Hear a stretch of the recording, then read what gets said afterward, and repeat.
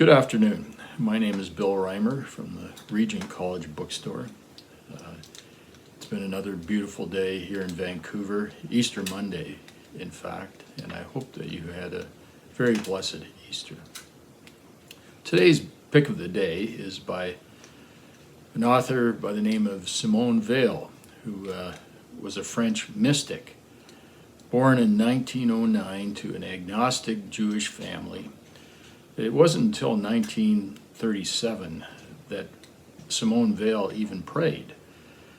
She, at a very young age, had become immersed in revolutionary causes. She declared herself a Bolshevik in 1919 at the age of 10. She went to Spain during the Spanish Civil War and even went to the front with a unit who didn't think she had the health to last. And her parents came to Spain and took her back to France.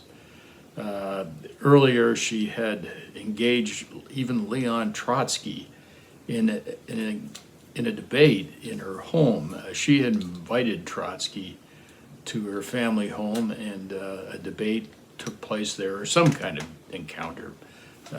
But it just gives you an idea of the prodigy that she was. She hadn't prayed until 1937 and had remained in her agnosticism, but happened to travel to the town of Assisi and went to a chapel where Francis himself frequented when he lived there. She had an encounter with God then. And the next year, in a Benedictine abbey in France, she had an additional encounter when she first prayed to God. A friend of hers that she met there introduced her to the poetry of George Herbert.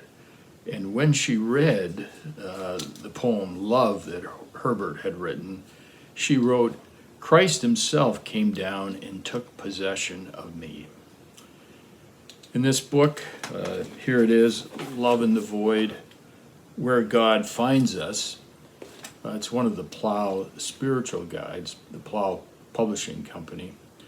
In this book, she describes the pursuit of a purity of heart, loving God, loving neighbor, loving the beauty of creation, and the love of God, even in the midst of affliction. And she suffered a great deal in her short life. She fled France, went to the U.S., then returned back to Europe, to England anyway, where she caught up with the de Gaulle Free French movement, and but came down with tuberculosis in London there, and died at a very young age of 34 of tuberculosis and other complications. I read the book aloud over the weekend, and I found as I get older that the reading of spiritual theology is very important.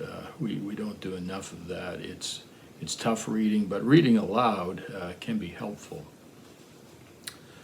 That's a late recognition I've made in my life that spiritual theology is very important. So this is the pick of the day, Love in the Void by Simone Weil, a spiritual guide, part of the spiritual guide series that Plough Publishing has done. I'll list a couple of other books in the series, one by Amy Carmichael, some selections from her writings, and also selections from the Didache, edited by Michael Holmes and Rowan Williams. So that's all for today. I'll list these other books alongside Love in the Void, and you can order them from our Aereo site.